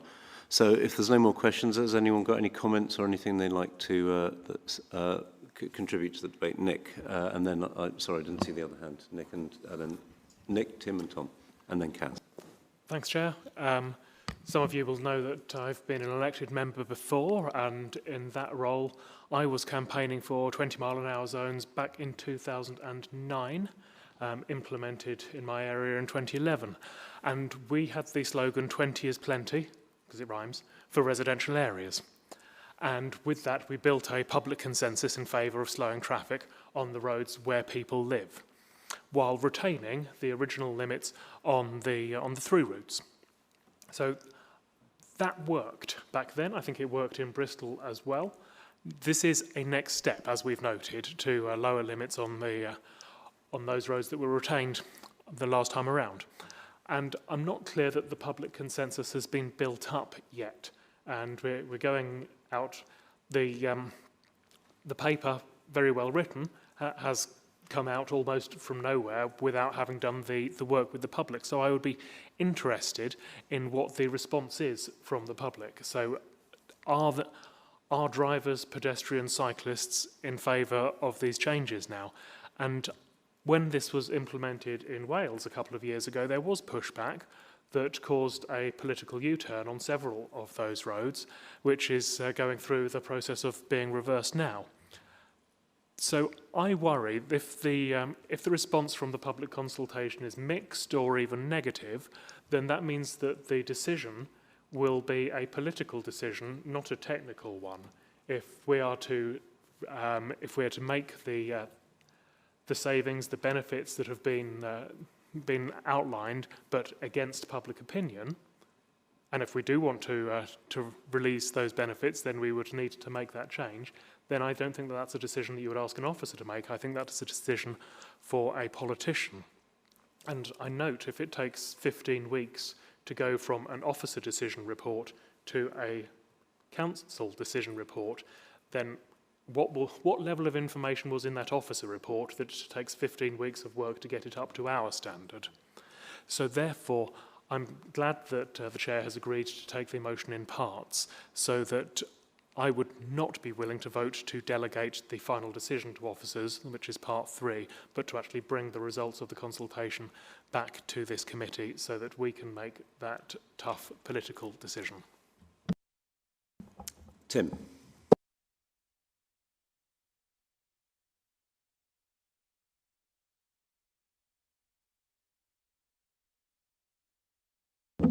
Just for clarity, Tom. Tim and Tom. So I'll keep my remarks brief. Firstly, thank you for the work that's been done on this. And I do know actually the council engagement has been quite good. I've certainly spoken to as part of the ones that are in my ward, and I fully support us going out to consult with the public to look at these proposed roads that will be dropping from 30 to 20. Like Councillor Coombs, I do think it is a decision for politicians to make then on what gets implemented. I don't think it needs to take 15 weeks from PCCB for that report to come back in. I think we need to go away and look at that to get that dealt with on a shorter timescale, subject to the outcome of the vote on recommendation 3. So I do support us going out to consult. I think we need to do what we can to address road safety issues in this city. However, in terms of the delegation, I won't be supporting the delegation because I do think it needs to come back to here. But it is with that caveat that let's try and look at speeding up that timeline, because 15 weeks is too long. It wouldn't have happened under the last Labour administration, that length of time. So speeding up the timeline, but slowing down the cars. Okay, Tim. Yeah, thank you. Just wanted to say I'm in favour of this. Very happy with the consultation that's taken place so far with local councillors, and the roads that I've proposed within this report are all the result of 6 years of being a local councillor in that area and hearing people's views on it. So there has already been some consultation, if you like, but it will be interesting to hear what the formal consultation would be. But I would say that the views of people who live in the area, as opposed to the views of people who drive through the area, will probably be significantly different. So I'm just wondering how are we going to be able to differentiate within the consultation? Are we going to know where people live who are commenting on the roads in question? So I guess that's turned into a question, sorry. Yeah, we're happy to answer that. Yes, we will. So the way that this will be proposed to the public is we'll be splitting it up into 22 local areas, and we will be asking for feedback on those individually to try and get that local input, because you raise a really important point. We'll be asking people if they live in the street. So firstly, we'll know if they're actually a resident on the street, and then we'll understand, if they live in the local area, or whether they pass through it, or whether they're a visitor to that local area. So yeah, hopefully that level of detail will help inform, it will help inform the final decision. We coined a phrase, Jimby, just in my backyard, because it seemed to us the last time we did this that a lot of people were very much in favour of it on their own street, but they still wanted to drive on other people's streets at a higher speed. So we've got all sorts of IMBYs, and there's the Jimby one for you. Kaz, you're next. Yeah, when we look at the output of the Road Safety Task and Finish Group, I think making more roads 20 miles an hour is one of the tools we've got to embrace this safe systems approach. So I'm really happy to see this report come to committee. I think it's been mentioned, there will be people who won't be happy to see 20 mile an hour zones. So I think wherever we go, we're going to have to do some good comms on this. And that's been one of the issues, I think, maybe in some parts of the country, because you look at obviously there's the injuries and the impact, deaths to people and families. There's also the economic benefits we need to think about as well. In public forum, there's something about faded 20 mile an hour white lining on roads. So maintenance of existing zones is really important. And in my ward, I just need to address the Greystoke Avenue. It's been one of the places that's been identified. Greystoke Avenue's got a long road. At one end, I think people will be very supportive of 20 mile an hour zones. In fact, we've got requests to bring them in. At the other end, it's a very straight road. I can imagine there might be some pushback in the consultation, because what might happen is impatient drivers might actually overtake the ones that are law-abiding and cause more collisions. So that's what concern. And one of the local police officers actually raised that as a concern. So I think this is why I also want to maybe sort of come back and not just allow it delegated straight away and have that little bit of extra time for consultation. I just wanted to say very quickly that I know we haven't done a heavy launch of it, but we've revamped the 20 mile an hour website with the com side in mind. So that's been updated over the last couple of weeks, ready for if you make the right decision, the information's out there. Say right, make the decision. the information's out there, and we're going to be trying to use that to help put any other communication information out there that will help support or provide the answers to people that, if they've got questions, sort of frequently asked question type of stuff. Yeah, I think it will need more than just a website. It's going to need sort of bus shelter advertisements and billboard advertisements, whatever we can do to get the message out there, the benefits of 20 miles an hour to the city. Yeah, we're working with our comms team as well to see what... There is a comms campaign planned, and maybe we should put it in this report. I mean, it's an excellent report. And maybe we should maybe I'll take away an action to get a briefing out as soon as possible on the sorts of activities we're planning, because yes, you're right, and we did anticipate that, and we are planning some comms, so I think that's a point well made, and we're already there. Emma's next. Thank you. Okay, so I'm hearing that this should be a political decision. We've just done... Sorry, on this side. We've just done a task and finish group on road safety, and we said we don't want any more casualties and we don't want any more road deaths. If you look at points 6 and 7, 20 mile an hour limits are effective at reducing casualties. Meta-analysis looking between 11 and 36% reduction in casualties, 21% lower chance for cycling. Basically, everything this lists is this would get us in the right direction to achieve what we want to do, which is fewer road deaths, well, no road deaths ideally, and fewer casualties. It also says that we've got information from the DFT saying 71% of people are supportive, opposed to 14% overall. We've also spoken to councillors already who have spoken about their wards. So, you know, people often talk about the committee system slowing things down. I don't see why we can't delegate this to the officers. I think that work has been done. Councillors, well, I just don't see the reason why, when it comes to death on the roads, which is an objective that we have, that we wouldn't be doing this in as fast a time as possible. Would you skip the consultation? No. No, we wouldn't skip the consultation. Why not? Well, because that's how we have a process. But even if that consultation comes out and says, oh, some people aren't sure about it, this is going to reduce road deaths. So why do we, if this is going to create a delay by coming back to committee unnecessarily, when it can we could be getting on. We've looked at it politically. It sounds like we're all actually agreed. I haven't heard anybody say anything against 20 miles an hour. A few concerns, that's fair enough, but nobody's against this. So I'm going to say that I was really pleased to hear Tom saying that the engagement has been good with ward members, and I've been absolutely clear throughout. And Keir's done a really good job, I think, of asking ward members what the marginal roads are. I was hoping that, personally, I was hoping that we would continue that approach. We'd have a really good dialogue between the team and ward members, and there would be no surprises in the delegated decision. But I can hear, I'm listening to the room. I think I'm going to move us on to a vote now, unless there's anything else that, Adam. Yeah, just one thing to highlight. Obviously, we've said we'll go out and do a consultation.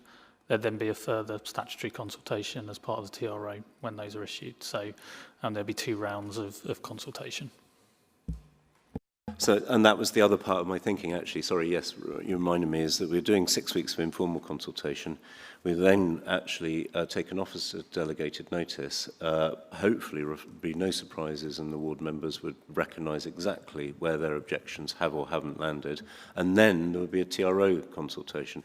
At that point, in the TRO report, you will have a chance to see what is written in the TRO report and make comments which will be put into that TRO report. So there'll be a transparent process and still a political involvement. But nevertheless, I think I know the way this is going. Graham, you've put your hand up. Thank you, Chair. One of my concerns was regarding particularly these borderline roads, you know, because if we have a demarcation of certain roads that remain at 30, then it will encourage people to drive on those roads rather than veer off through the quieter residential streets. So I'm grateful that you sought the feedback from the ward councillors on specific local roads, and for that reason some of these roads will be quite contentious. I'll be supporting the idea of it coming back here to committee. And yes, 15 weeks is a long time, but let's be honest, it's pretty quick by Bristol City standards. Thank you. Well, a rare outbreak of mirth in this committee. David, I'm going to give you the last word, and then I'm going to move us on to a vote. Thank you, Chair. Can I draw members to the attentions of the tables that begins on page 58 and runs through to page 64. None of the roads on this list have an average speed that is over 30 miles an hour. What happens if we get this wrong? We just slow everything down to a sensible speed that is safe and stops road casualties or reduces road casualties. I don't think we can be doing anything wrong here by passing it straight over to officer delegation. Thank you. And noted. I just had one suggestion, which I think is worth considering. If we've got 90 odd roads, 80 of them don't have any issues, would we take those forward straight away and bring the others that had issues raised with them back to a committee? I don't know if it's too late to suggest that. I'm going to take a vote, see where we land, and then I'm going to say something to wrap this up. We are noting the evidence review. I think there's a pretty good consensus that this was a superb piece of work, and we all thank the officers for it, and a really good roundup of the evidence. It was really interesting for me, having been the officer that rolled out 20 miles an hour when I was an officer, to actually see how the evidence has moved on, because I haven't kept pace with that, and it really has moved on, and we've seen something much better. I'm going to now propose that we launch a 6-week public engagement on the outcomes of our technical assessment, and I'm looking for someone to second this. And I think it's entirely appropriate. The chair of our Tusk and Finish group, David, and the person who took the Vision Zero thing through is seconding this. Thank you, Chair. Just moving recommendation 2. I'm just moving recommendation 2. So all those in favour to go to approval to launch a 6-week public engagement on the outcomes of the technical assessment, and unsurprisingly, that's carried unanimously. I'm now going to suggest that we seek authorisation for the Executive Director on my right, in consultation with me sitting in my chair, to consider the outcomes of the engagement and be informed by this, decide, and indeed subsequent feedback from elected members, whether or not we should propose straight to TROs. So I'm going to propose that. Would anyone like to second that? David. So let's, all those in favour of going to delegated authority, put your hands up. So that's me, David, and Emma. Was that your hand up? No. No, me and David. All those not in favour of that, and that's Rob, Nick, Graham, Kaz, Tim, and Tom. That's 2 for, 7 against. So we will be bringing a paperwork back. And what I'm going to say is I agree that a really good outcome of this would be that if we are able to identify roads that clearly have that consensus, and we just press on with that. Whether or not that's the most effective way of doing that in terms of TROs, I think that's for officers to come back and advise us in due course. I'm also going to work with, we're going to share the results as soon as we possibly can with all the ward members to expedite the time and check whether or not that chimed with their experience. And I'm going to ask that officers are sort of writing the report. You can almost write the report, can't you, based on the report we've had here today, and then just drop in those roads that are in and those roads that are out. I think what I wanted to avoid was that we go through a list of 90 roads and sort of tick, cross every one of them. So hopefully we'll be able to do a job where possibly some of them get onto the starting block sooner, and whether or not we do a citywide TRO or do it in blocks so that we can do that. And I'm going to ask John and his team to bring out the marginal and the non-agreed roads as soon as we possibly can, and see how quickly we can expedite that report, because it may be that actually we can agree the main text of the report, and the only paragraph we don't drop in until the last moment is those ones that will not be going to 20, because I think in general there's a pretty good case here for the majority of the roads that we're looking at going to 20. So that's great, and I think we move on now, don't we, to agenda item 9, which is the incentive funding. This is to seek approval to accept and spend the proposed incentive funding allocation from the West of England WECA as part of CRSTS. This is a key decision report because it's over 500,000 and it effectively affects the entire city. One of the things I'm going to make absolutely clear before I invite Patsy to introduce this and outline this report is these are already in our budget assumptions. We've seen this coming a long way out. We know that we've actually got a really quite a good score on the way we assess the roads and maintain them. In fact, we're doing really well according to the DFT. I've mentioned that the 2 transparency publications mentioned in this report as previous chairs' businesses, that's something you can go and look at. And so I'm going to ask now for Patsy to introduce this report, but don't get excited that there's a whole load of extra money that we didn't anticipate, because we've been anticipating this all along, and it's already in our budget assumptions. Thank you, Chair. Excuse me if I repeat any of what as just said, but this paper seeks approval to accept and spend the proposed incentive funding allocation from the West of England Mayoral Combined Authority as part of the City Region Sustainable Transport Settlement. This funding was awarded in 2024, but a portion of this funding was designated as incentive funding. This portion of funding was subject to local authorities demonstrating that they comply with best practice in highways maintenance. For example, by spending all of the Department for Transport's capital grant on highways maintenance and adopting best practice preventative maintenance techniques. Bristol has been successful in demonstrating these requirements. The incentive funding is dependent on the local authority publishing transparency reports, and this has also been done. The additional incentive funding allocation was approved at the West of England Combined Authority Committee and West of England Joint Committee on the 30th of January 2026. As the Chair referenced, this incentive funding was fully expected and has been considered as part of the Highways Life Cycle Modelling and Budget Forecasting.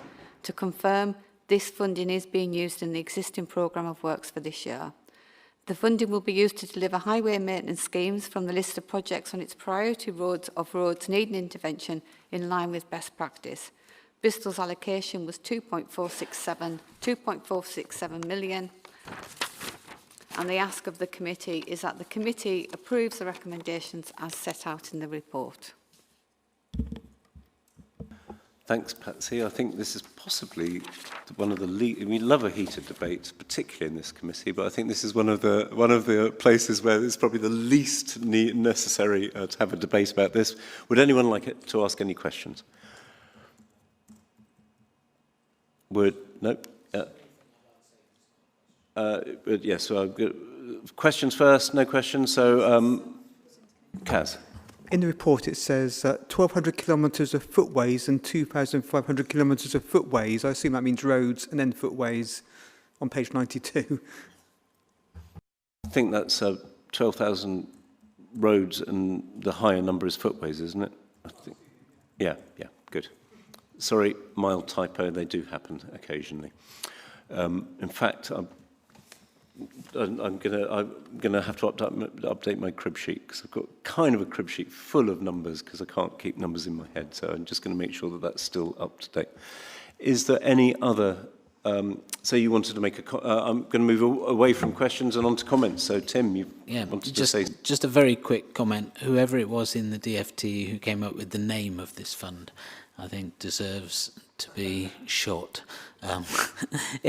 I've been trying to remember the name of this fund every time we've talked about this, and I just cannot associate incentive with what this fund is actually for. So I apologise. I don't mean short, obviously, because we don't advocate that kind of behaviour in this chamber. But they should have a severe talking to. I think I think you might have a bit of a surprise here that the extra transparency reports we've been asked to do came straight from the top. It was announced by Keir Starmer, and I think he may have changed the name of this funding. It was more of a political than a departmental decision, but I don't know that. I don't want any journalist that's watching this to start accusing me of wanting Keir Starmer shot or anyone else, and probably I've been told by the clerk to stop speaking now. But I'm pretty sure that this was Keir Starmer was very keen to see more transparency and more accountability around maintenance funding, and that may be the change of name. Moving us on. So just briefly, I think it's great. I think this will hopefully be unanimous agreement on this item. I think let's just get it spent as quickly as possible. I can think of many a place in my own ward, and I'm sure every member in this chamber will have their hotspots. So let's go out there and get the funding spent, and then make sure the contractors do a proper job the first time as well. And I know if Councillor Tate was here channeling Bishoport Avenue, that would be getting raised as well. So, really good to see this. Let's crack on. And as you know, your favourite road, Tom, we've now written to the utility company Wales and West, and we've actually managed to get them to commit to a date, and we're cracking on with it. When you say as fast as possible, I like to be as effective as possible because I don't want to run out of money halfway through the year. Sure, but let's just not take 20 years to do it, Absolutely not. So I'm going to move us straight on to a vote. So we note the proposed indicative foundation, and I'm not going to read out all the delegations, but they're all exactly the sort of delegations that we exercise every day in fixing potholes. You can see them on the screen. I'm sure you've all read them. I'm going to propose this. Would someone like to second it? Tom? And all those in favour? That's carried unanimously. Let's move on to... would people like a break, or are we going to focus our minds and try and... I'm getting a lot of signals here that let's get on and go straight to agenda item 10, which is the workplace parking levy update.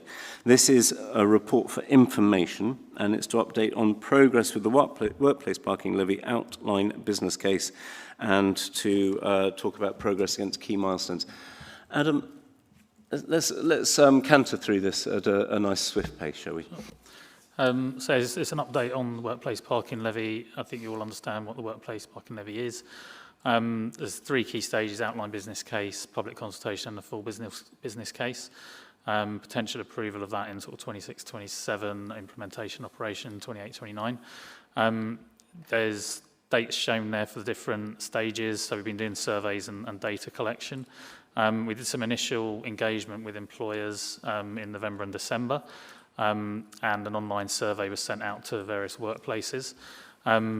We didn't get enough responses to that, in essence, so we've had to do further work in kind of more face-to-face type door knocking, really contacting businesses to get information out of them to inform the detail of the scheme.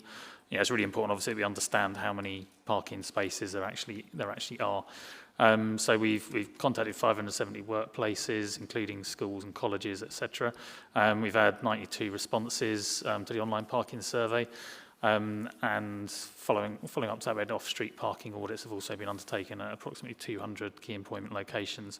So that data is going to feed into the modelling and the forecasting and help us to draw up a some potential scheme options, which we can then come back to committee to explain what those options are looking like. And that will then inform what the OBC looks like. So moving on then, there are other things going on as well. So what's quite key in terms of workplace parking levy is what it's going to deliver. We are working at the moment on the transport investment strategy, the transport investment infrastructure plan, sorry. We're also working on what TCR might look like with the combined authority. A key part of workplace parking levy is going to be setting out what the funding could deliver.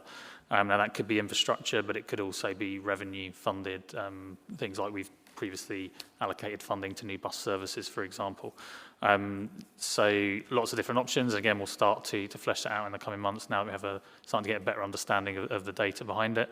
So we have had some short delays. I think the information we're getting is quite useful. So the business views on how it should be invested, quite interesting. A lot of focus on improving buses, so increasing frequencies and new routes. That's by far the kind of most popular option.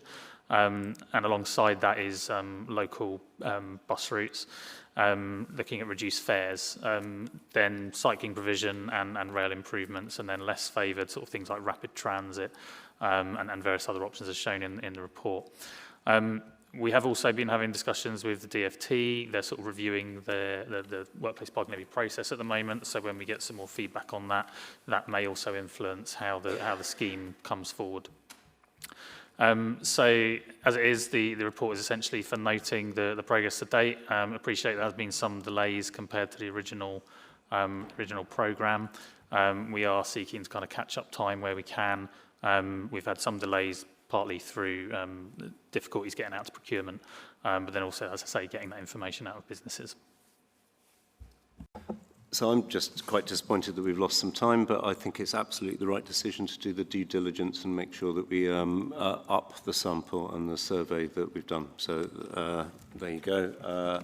I can see hands, Nick, and then Rob. So, right, get my pen out. Nick, Rob, David, Tim, Tom, Graham. Thank you. I'm very supportive of the principle of workplace parking, and I would like to see it in place as soon as possible so as we can deter commuting into the city centre and take some revenues to do nice things with transport. The previous update that we were given showed that the surveys and data collection could have been done fast. Sorry, I'll start again. At our previous update, we were running behind, and the programme was corrected. Surveys and data collection originally had 4 months. the programme was corrected to give it 2 months. I asked at the time, is that plausible? Yes, yes, yes. So we're back. It didn't take 2 months, it took 5 months. So my question is, for the modelling, originally programmed for 3 months, now 2, scheme development, originally programmed for 4 months, now also 2, final business case, originally programmed for 4 months, now 2 months. Are these realistic? So those dates are informed through discussions with the consultants that are working on the scheme. The original dates would have been before we'd appointed consultants. The business surveys is much more out of our hands than the work that we're doing once we've got the data. So those are the latest dates that I have from the team based on those discussions with the consultants and seeking to give us as reasonable a timescale as possible. Thanks, Chair. Yeah, I just wanted to question a little bit why it would be that these businesses and people who were engaging with the survey or the consultants, why would have that sort of lower than expected response rate? I mean, it's 570 workplaces and it sounds like only about 122 kind of responded. Is that to do with survey design, or is it to do with, I mean, can we say anything about that? It seems like that's just quite low when there's a potentially massive policy that could be being brought in. You would think that they would want to give their opinions and want to feed in what they think about it. But is there anything we can say about that?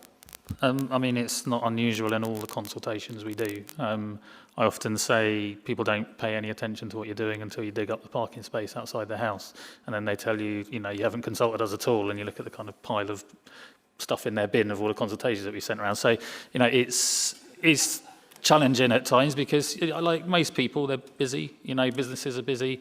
Something comes around. Do they want to commit lots of time to doing it? It's just life. Like, some people are more engaged and will respond. So that's why we've gone to the extra effort of going around, knocking on the door. As I say, it's just how things are. And to get, I think the Joint Local Transport Plan, which you think is probably one of the most important transport documents in the region, had a response of about 1,500 people, I think, out of 1.1 million. You'd think people would be more interested, but they've got lots going on in their lives, I guess. You've reminded me of, I was asking someone if they got our newsletter, and they said no, and I could see that they were actually standing on it. So, David. Sorry? No, it wasn't, no.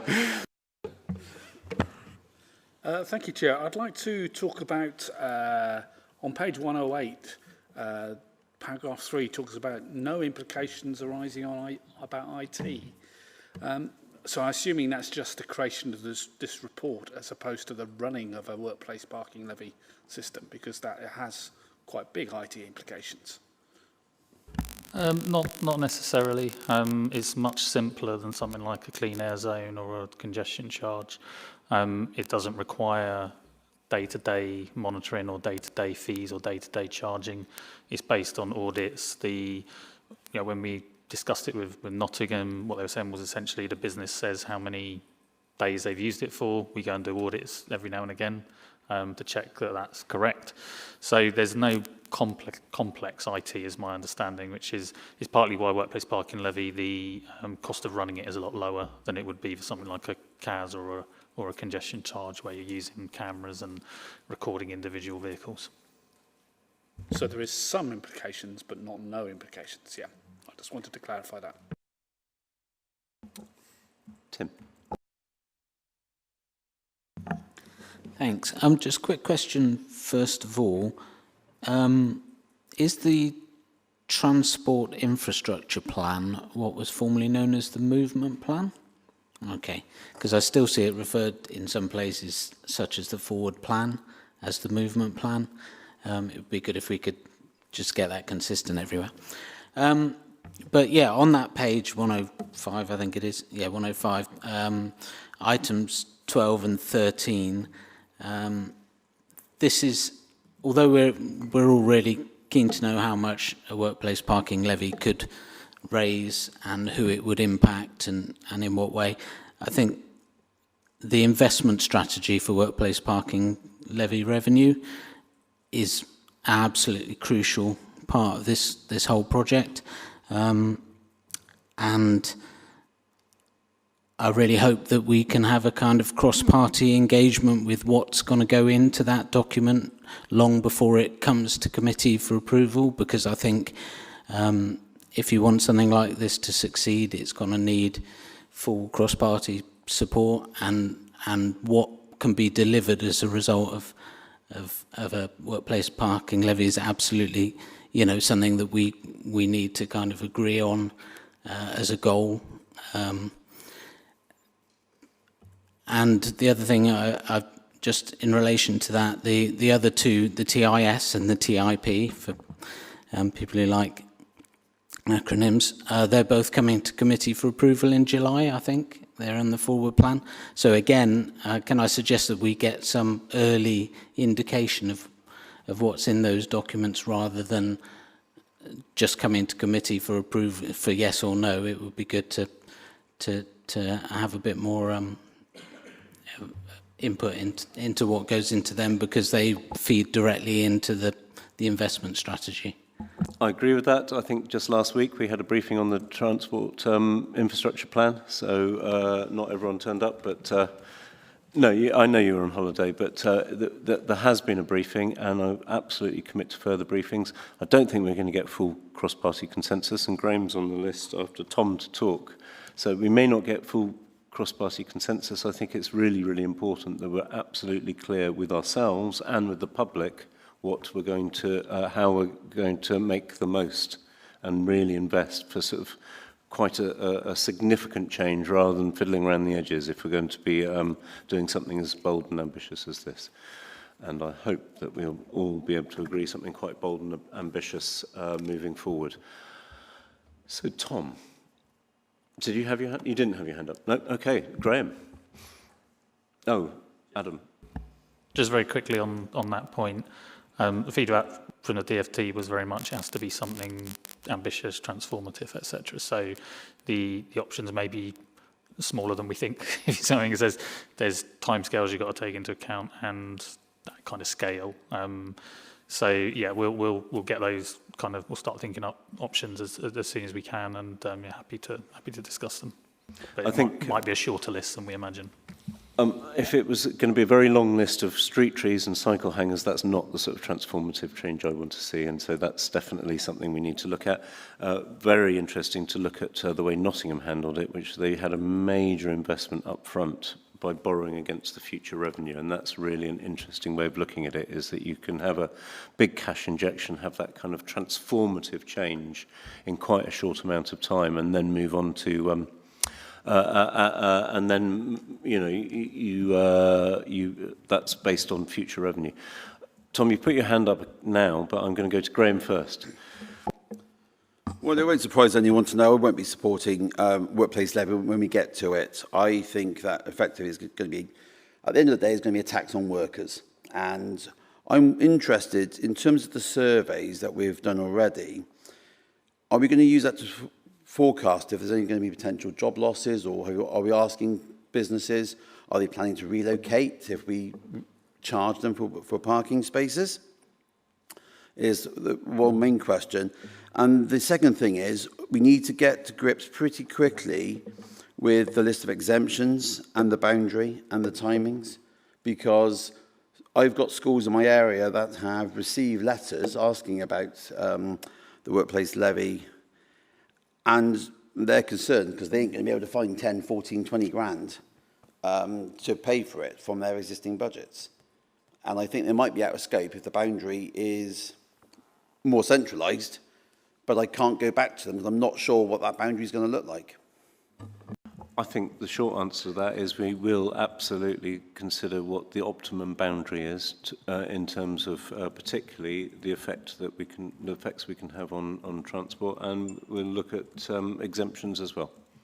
I don't know if there's much more to say. The main information we're after is how many parking spaces do you have and how much do you use them. The economic assessment will look at the potential impacts of different levels of fees and zone sizes, so that information will be in the OBC. I think it's worth reminding ourselves that when we do an economic impact and come up with cost-benefit analysis, the costs aren't just the costs of putting something in, they're the much wider costs to society which are modelled, and so we should get a really quite a good holistic view of the upsides and the downsides and the balance between them. But at the moment, it's the private sector that's bearing the brunt of everything, and it could be another weight on the shoulders that could lead to something breaking, which is not what I want. Let's not have the debate now, Graham. Let's have the debate when you've got all that. It's absolutely right. We will be bringing all of that impact and all of those exemptions and what we think is the optimum scheme. And you probably oppose it anyway, but at least we can reassure you now that we will do our full due diligence, and that's why I support actually pushing the timescale a little bit backwards in order to actually get that higher rate of return from businesses. Tom. Just briefly, just endorse Tim's comments. I think we know it needs to be big ticket. You know, for me, I'm looking at what's going to be the real benefit of doing something so major, and we need to make sure we get that right. And I think we need to make sure that we do as much engagement with members as well as obviously businesses and the public as possible. I mean, the run-up, 'cause what I don't want us to do is be trying to do amendments on the hoof when it eventually comes to a committee. I want us to really kind of give that a good kick around, even if there isn't going to be consensus, so that we've really thought everything through, because it is a big decision. It's one that we want to see get right, and if it is something that proceeds, that where that money then goes is the right investment for the city that's actually going to deliver a transformational benefit. I think that's absolutely right, and the last thing we want to do is rush into this without having done that kind of consensus building, not just amongst the people in this room, but amongst a much wider thing. And actually, I'm going to include WECA and the WECA Mayor in that. The WECA Mayor published her transport vision a few weeks ago, and I think it's incumbent on us to try and show that if what we're doing, ideally, is absolutely helping to deliver that and is aligned with that. We may not agree with everything in that vision, but if we can show that there's elements of that we're actually aiming to help her deliver, I think that would be really good as well. So let's look in all directions, 360 degrees, in making this decision, and let's do that with as much due diligence within this chamber and beyond it as we possibly can. I'm going to suggest that we note that report and move on. Here we go. Sorry. It's okay. So last we have agenda item 11, which is the programme update. So you'll all know, but just for the benefit of anyone who is still watching online, we back in January we had a look at the forward plan, and we had a look at and we invited members from across all members, not just members of this committee, to suggest things that they felt that this committee should be working on. And Sam, sorry if I've stolen your thunder, but do you want to introduce this report? Thank you very much for putting it together.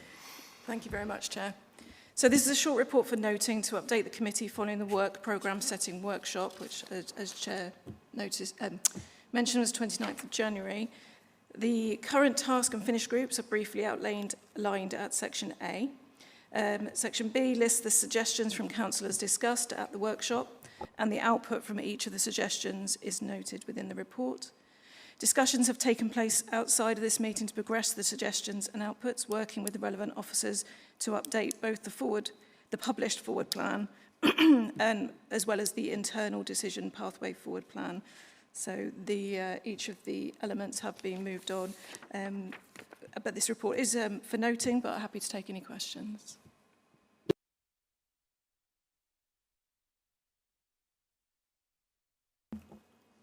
Tom, then Rob. One brief comment. Firstly, thank you for pulling this together. The bit I just wanted to pick up on was the cohesive street furniture licensing policy. I think I'm just kind of looking at the outcome from workshop description and think it needs to go a bit further than joint PCCBs and leader policy chairs. Obviously, some of it also sits with licensing committee as well. So I think I just wanted to flag making sure that we appropriately engage the licensing committee, including its Labour chair. I think it's more than that. It will be going to the licensing committee for a decision. Yeah. So I think I just suggest I only clocked this recently. So I can confirm from my notes that the Chair of Public Health and Licensing, and Councillor Brown, Chair of Economy and Skills, are invited to the PCCB. So great, thank you. But more than that, I think at the end of the day, this is a politically led decision at a committee, and I think that's the licensing committee that will actually make that final decision. Yeah, I'm just keen we learn from recent issues and get to a good space on it. Recent issues, particular planning application that was unanimous, yes, almost unanimously passed. Indeed. Rob. Yeah, I just wanted to ask about a specific example to try and draw out a point, which is, you know, I think I brought up the Sheffield stand rollout, which is item 17.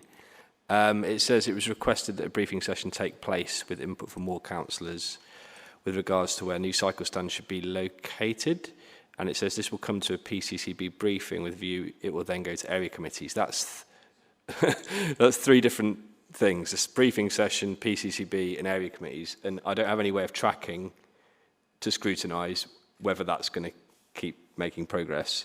Can you sort of clarify how I keep track of when when that's coming and when it's coming? Is it just by waiting? Yeah, so the intention was we'll bring a paper to PCCB setting out how we're going to engage on that cycle stand issue. The idea being that we'd take it to area committees. So we'll bring the paper to PCCB to say this is what we plan to do, and then we can update people on that. So it's not a sort of like, because I'm trying to think of this in terms of the forward plan. We have a forward plan. We know exactly when things come to this committee. I don't know. I'd just like to know a little bit more about when different things are happening, so I can make sure I'm around. You know. I think something like cycle stands is by far best handled at area committee. We set the kind of priorities, we set the budget, we set the policy, and then we let area committees inform officers as to their local knowledge as where these are best located. Hopefully, you'll see the results of that, because when they come to area committees, we normally have a sort of pulse of area committees, and you'll see that coming through your area committee, and you can look at any other area committee if you want to. Nick. Oh, sorry, Tim then, Nick. Thank you, Nick. Yeah, you'll be disappointed if I didn't raise this. Item 15, I just think the outcome from the workshop regarding municipal bus company was we'll keep abreast of the proposals and the work of the MCA, but if we're not satisfied that that is going in a direction we'd like, that we might consider doing some work ourselves. I think you'll be pleasantly surprised, yes, that I agree with you. That let's get, there's a piece of work underway which would be foolish for us to duplicate. That will come up with consultants, experts will come up with some sort of views on that, and we will form our own views on that as well. Nick. Thanks. Previous item 14, value for money roadworks. I wonder if we could have a members' briefing initially on how maintenance is prioritised and roll out, and for officers to tell us a little bit about how they look at new techniques and solutions. Very happy to provide a briefing. The head of highways is on national and regional best practice groups across both the southwest and nationally, so he's always looking for innovative ways to improve, so we're very happy to provide a briefing. And I think following the budget meeting, where there's all sorts of allegations made that, our contractors are deliberately doing poor repairs in order to sort of get extra money. What I wasn't aware of at the time is that actually, as of, I think, this April, the guarantee period goes from 12 to 24 months. So allegations that they're doing something for 3 months and then getting paid again is not true at all. So I think as a result of some of that kind of speculation, should we say, that happened at budget. We also wanted to bring something not about just about innovation, but about kind of how it works day to day. The other thing that we would be looking at is Fix My Street. It's something that has to be re-procured in a year or two. I'm very aware that it's quite a useful performance management tool, but sometimes it's not the best of communication tools. I think we've made a lot of progress in highways, and I'd like to thank the staff for doing that. And I think that's particularly been demonstrated because some of the issues we've resolved in highways, now it's been rolled out to other areas of the council. I'm not going to start naming them. They found that they're having to think about how they communicate at the back end.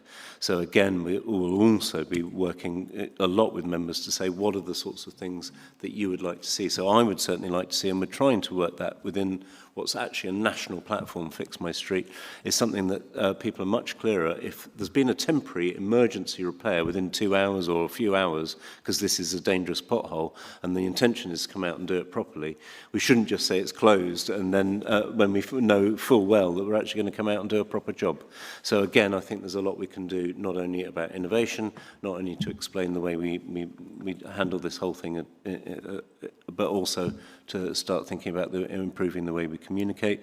I think also it'd be interesting for members to see that actually over the next 30 years, with the kind of budgets we've got available at the moment, what we will be doing is managing the decline of the network, because over the next 30 years, unless we get more money into maintenance. So again, that's something, let's not talk about it now, but let's make sure that we've really got good information and we're not having myths sort of, in this chamber.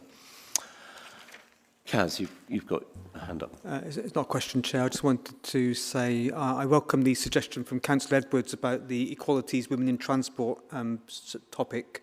Public Forum had some comments on women's safety in transport. I think it's a very important topic and something that I would definitely support, and I think many members of the Labour group would support as well. So thank you, Councillor Edwards, for raising that one. I think we all support this. I think what I would have said if anyone had come and talked about the way we assess equalities is that actually I'm absolutely clear that all of our projects, whether it's infrastructure or sort of softer measures, have an EQA at the beginning and it's constantly updated throughout. And I'm not going to accept that, I've made this quite clear that I'm not going to accept EQAs done towards the end of the project just to get into the paperwork here. So I think that's really important. And I also really look forward to hopefully addressing and taking forward Emma's idea and looking at the intersectionality of a lot of the equalities and the protected characteristics we deal with. I'm not seeing any more hands, so I am going to thank everyone for coming today. Sorry. We're just going to note the report. There's no votes. No one has to put up a hand up. No seconding. We're just going to note the report. I'm going to thank everyone for coming today. And thank you for actually getting through this in, I think, record time for Transport Committee. And I look forward to seeing you on the 14th of May at 5 p.m. when I think there's a fair bit more on the agenda. So brace yourselves. Okay.